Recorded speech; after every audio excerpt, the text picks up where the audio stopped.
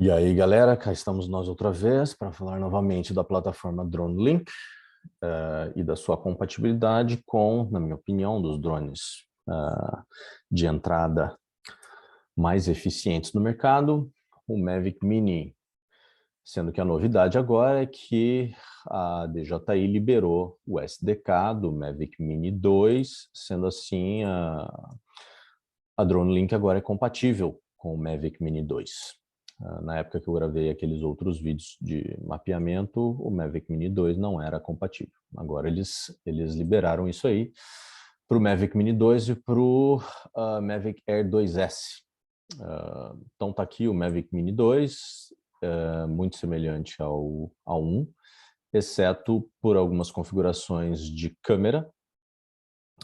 Ele faz agora vídeos, ele faz vídeos em 4K e produz, então ele faz vídeo, resolução do vídeo de 4K e faz fotos em formato RAW, que é um formato que contém mais informações na foto, né? Então é bom para a produção de cartografia, aerolevantamento. O controle remoto também tem uma distância, agora tem uma distância muito maior, que é uma distância de transmissão em diferentes frequências, né? Em diferentes frequências de 10 km a 6 km em áreas sem obstrução e livre de interferência, tá? Mas mesmo assim, é coisa pra caramba, cara.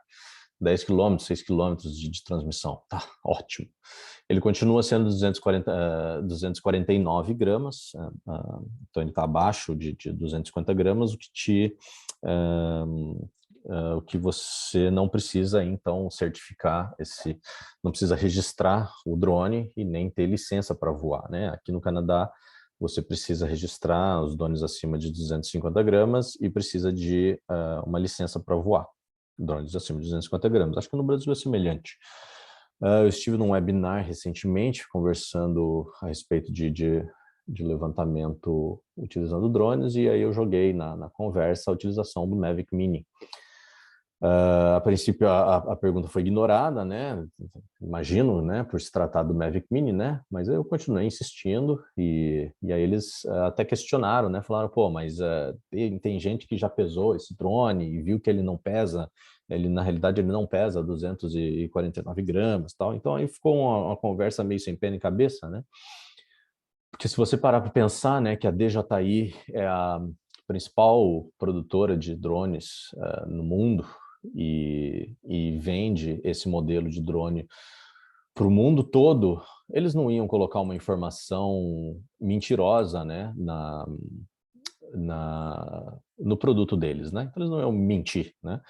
E sim, eles criaram um drone acima de 250 gramas justamente para não precisar registrar, para você não acabar com esse mercado, né? Porque se você dependesse de uma certificação, de um registro para poder utilizar esses drones, o mercado de drones recreativos ia acabar.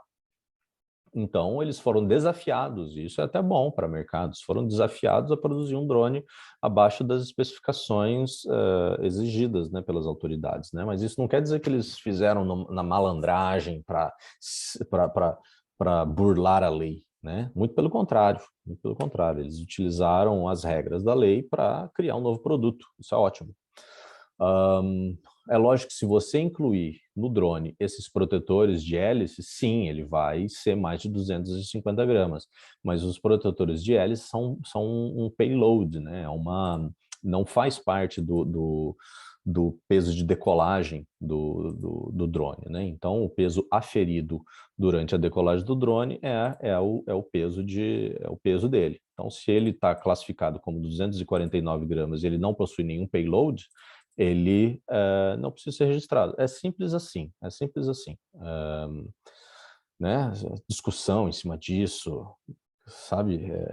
Na minha opinião, é ficar procurando pelo em ovo e sabe? E ficar limitando o acesso de ferramentas úteis para quem quer trabalhar, entrar no mercado, sabe? Então, se você quer produzir mapas, produzir aerolevantamento, fotogrametria com drone, e seja para um uso pessoal, seja para estudo, ou seja para a sua empresa, o Mavic Mini dá conta disso. Dá conta disso. Eu vou mostrar para vocês aqui um plano de voo que eu fiz de uma construção, de uma igreja.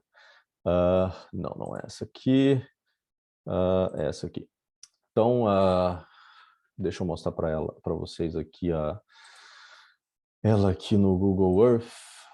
Vamos para cá. Deixa eu desligar esse. Deixa eu desligar aqui. Opa. E vamos para cá. Então, essa aqui é a igreja que eu queria fazer um 3D dela, né? Então, eu queria produzir aqui a fotogrametria dessa igreja. Eu conhecia ela a partir aqui eu conheço a região aqui, né?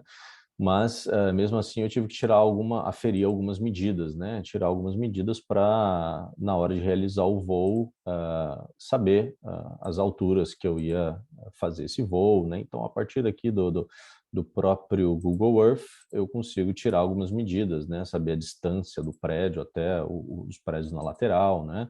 Saber a altura da torre, a altura do corpo da igreja.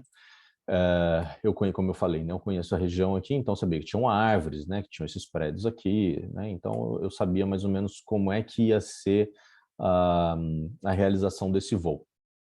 E aí, então, assim, eu comecei a produzir esse voo para tirar fotos a fim de produzir um 3D, fazer fotogrametria desse prédio. Então, deixa eu mostrar só a primeira função. Então, eu comecei com uma órbita em volta daquela torre. Eu tinha tirado as medidas, né? Então, comecei a tirar algumas medidas para ter os parâmetros de distância. Então, eu criei uma órbita. A órbita aqui foi a seguinte, ela é um aspiral, na realidade, né? Então, a função órbita, você consegue criar ela para que ela seja um aspiral, né? Então, olha lá, eu comecei a 40 metros, então comecei esse aspiral a 40 metros e terminei ela a 70 metros de altura, sendo que o meu raio inicial era de 25 metros, então esse raio aqui maior, esse ponto maior em relação ao centro da órbita era de 25 metros e ela terminou a 20 metros. Tá? Então, eu dei 3 voltas, em volta aqui, né, dessa órbita. Na função órbita, a câmera, o drone, sempre fica voltado para o centro da órbita, né? Então, ele faz o percurso em azul com o drone voltado, direcionado para frente, com a câmera direcionada para frente da órbita. Só que eu tive que angular essa câmera para que ela ficasse a menos 30 graus. Tá? Então, a câmera apontou para baixo, menos 30. Tá? Então, fez essa órbita, terminou essa órbita aqui a 70 graus, foi para a função 2, que aí já era um contorno em volta da igreja. Então, eu criei um waypoint. Um waypoint em um caminho reto, né? Ele tem um caminho curvo e o caminho reto. Então, eu criei ele reto aqui mas eu coloquei curvas de 10 graus aqui. Então, inseri curvas de 10 graus aqui para ele não fazer uma curva tão fechada, né? Setei a sua altitude e, então, quer dizer, criei esses waypoints do ponto A, B, C, D e E. Ele termina aqui no ponto E aqui. Deixa eu desligar aqui alguns pinos aqui. Olha aqui, ó. Terminou aqui no ponto E. E é o seguinte, esse ponto roxo ali é o seguinte, eu tive que criar também um marcador, porque esse caminho que ele estava realizando em volta aqui, o drone ia voar reto nele, né? Como se fosse ele ia seguir esse caminho do ponto do ponto A para o ponto B, para o ponto C, faceando, né? Então ele ia apontar do ponto A para o ponto B, do ponto B para o ponto C, do ponto C para o ponto D, do D para o E. Mas eu queria que ele apontasse para a igreja e tirasse fotos da igreja, né? Então eu adicionei um marcador aqui, que é esse marcador aqui, aquele marcador roxo ali que vocês viram. Então eu adicionei esse marcador para que ele começasse essa trajetória com o drone a 90 graus em relação ao caminho. Então ele não ia estar a 0 graus, mas a 90 graus, então ele ia girar 90 graus aqui, então o drone ia ficar 90 graus em relação ao caminho, e com a câmera apontada a menos 70 graus. Então a câmera ia estar apontando para baixo.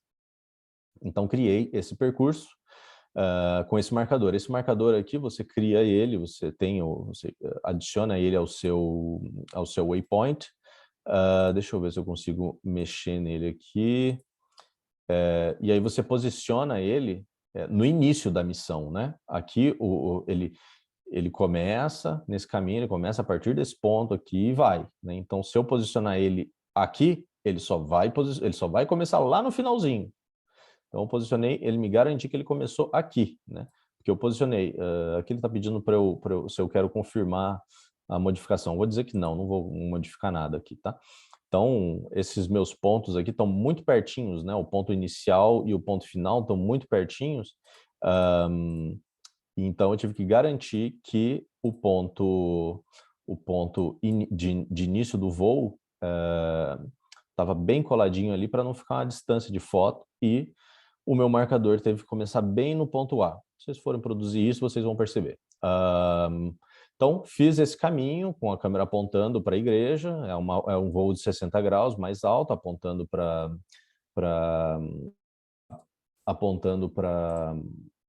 a câmera um pouco mais para baixo. Deixa eu aumentar o volume aqui. Tá. E aí, feito isso, eu criei um outro voo. Então, eu copiei esse voo aqui, para não ter que criar tudo do zero. Eu fui lá, copiei, ele copia, ele fica aparecendo aqui no seu clipboard para você colar ele, e aí você cola o seu novo voo.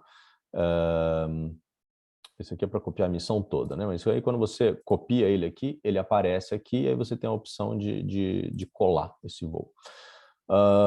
Aí criei esse novo percurso, vou mostrar ele aqui. Um pouco mais largo, um pouco mais distante da igreja, mas a mesma função, voando, apontando a câmera em direção à igreja, com aquele marcador, né, criando aquele marcador, só que dessa vez com o marcador a menos 45. Então agora a câmera, o ângulo da câmera está a menos 45, não mais menos 70. Então está tão apontada para baixo a câmera, porque antes ela estava tirando foto do telhado.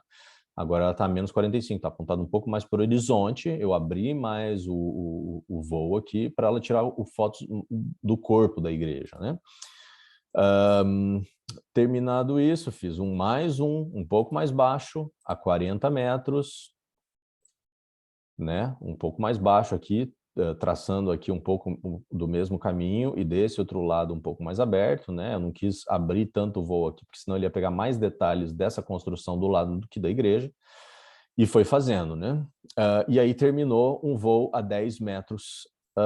Deixa eu ver, esse aqui vai dar para ver pouca coisa, mas é um voo aqui ao longo da lateral, também capturando fotos na lateral aqui da igreja. Então, feito isso, feito esse planejamento do voo, eu vou lá e simulo esse planejamento. Vocês vão ver aqui. Então, vamos ver. Então, ela ficou mais ou menos assim, olha lá. Então, ela vai começar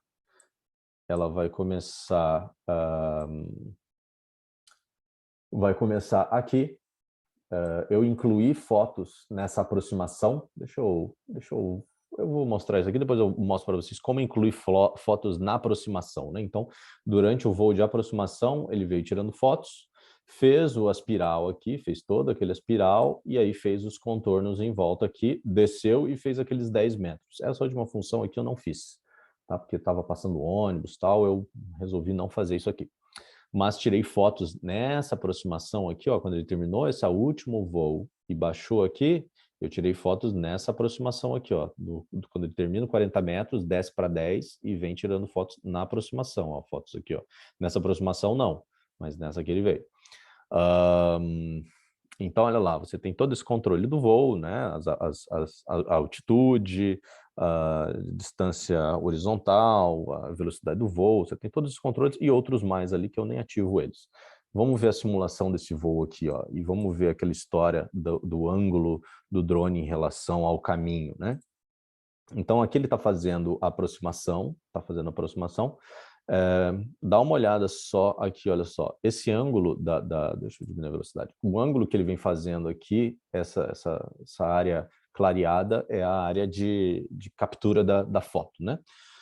Que também representa o seu ângulo da sua foto, né? O seu ponto de interesse está lá. Então ele vem dando essa volta, sempre apontando, olha lá, apontando para o centro da órbita, né? Então começou lá 40 e terminou a 70 e diminuiu o raio, né? Fez uma espiral, né? nessa órbita.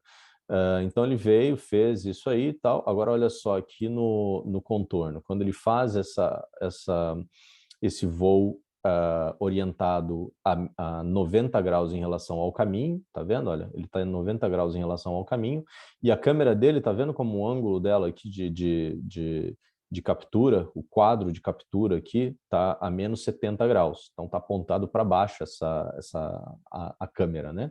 Olha só, quando ele se aproximar, quando ele começar a fazer o próximo voo, o ângulo da câmera vai mudar. Tá vendo como aumentou bem mais? Agora a câmera está a 45. Então tá pegando mais área de interesse aqui, né? Tá pegando o corpo da igreja lá, né? E também a 90 graus em relação ao caminho. Mesma coisa para esse último voo. Manteve a 45 e está voando a 90 graus em relação ao caminho. Na minha última função, ele termina lá, vem descendo, tirando fotos, e continua a 10 metros de altura, indo aqui na lateral, fazendo fotos. Como eu falei, essa última função não fiz, tinha muito tráfego ali, muito trânsito, aí eu não fiz essa última função. Deixa eu mostrar para vocês, então, antes de ir para o 3D, deixa eu mostrar para vocês aqui como adicionar, olha aqui, ó, aproximação. Então, na aproximação, você consegue adicionar fotos aqui, ó. Então ele vai capturando fotos ao longo da trajetória. Então, como a minha trajetória no começo do meu voo era da altitude 0 até 40 graus, até 40 metros de altura, ele veio tirando fotos com o drone apontado para a igreja. Aí eu aproveitei esse período de voo para fotografar, né? Então otimizei o meu voo. Mesma coisa aqui na aproximação final aqui. Resultado foi isso aqui, ó. Então essas aqui foram as fotos tiradas, olha lá. Essa daqui foram as fotos tiradas do processo todo. Então você vem vendo aqui, olha só. Ele foi tirando as fotos, posso ir baixando aqui, ele foi tirando essas fotos, foi fazendo essas fotos e capturando os detalhes. Embora detalhes pequenos, como por exemplo da ponta da torre aqui, não foi possível capturar, embora ela tenha sido capturada na foto, olha aqui, ó. O processamento no drone deploy não foi suficiente para costurar esses pontos de referências e produzir o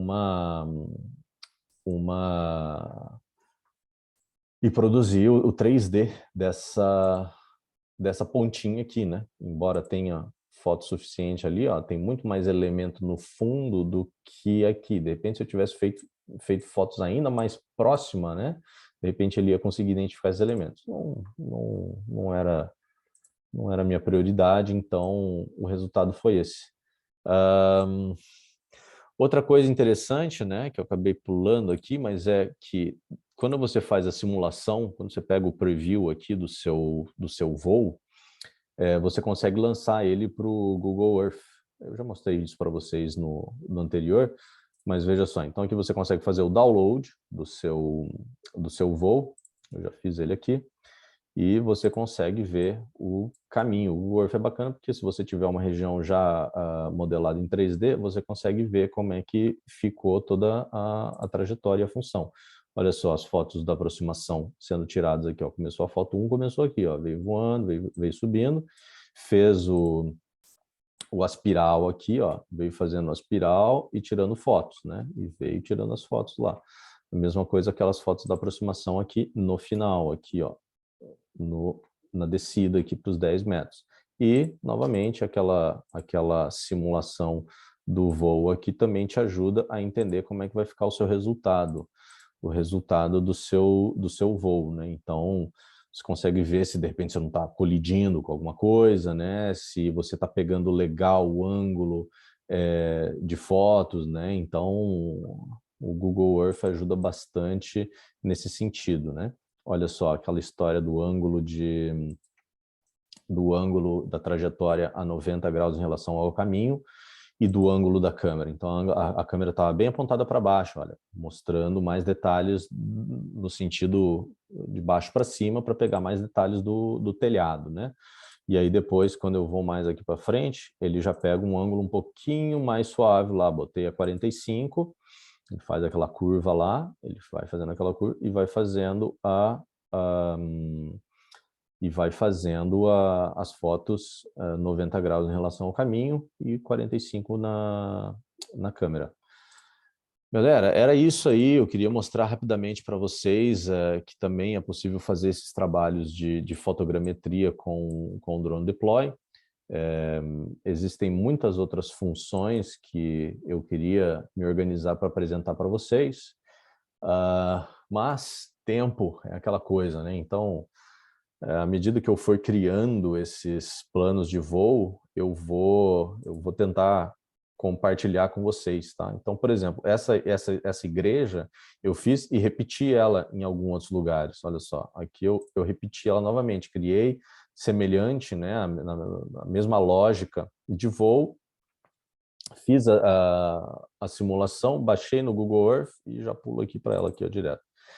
E aí jogo no Google Earth aqui para simular, ver se eu vou conseguir realizar ela. Por exemplo, aqui eu estava preocupado se, na minha posição, se eu não ia perder contato com o drone quando ele estivesse voando atrás aqui dos prédios aqui, sabe?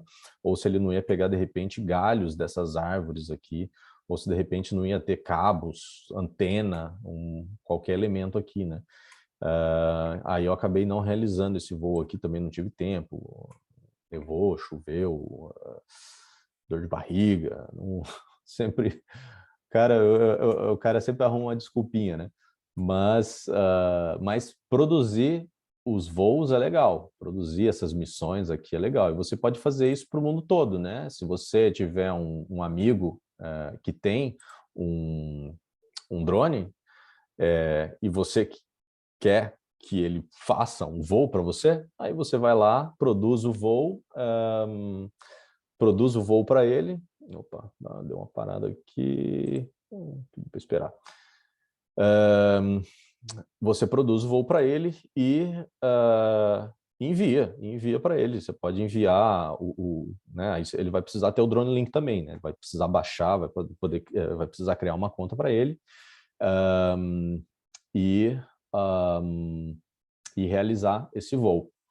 Bom, era isso aí que eu queria compartilhar com vocês. O vídeo ficou um pouco meio sem muita regra, mas está feito e, bem, vão me dizendo aí, escreve aí se vocês têm mais alguma dúvida ou se acha mais interessante eu falar de algum outro tema, se acha que eu tinha que fazer de outra forma para ficar mais claro, compartilha aí comigo que eu vejo que eu consigo fazer.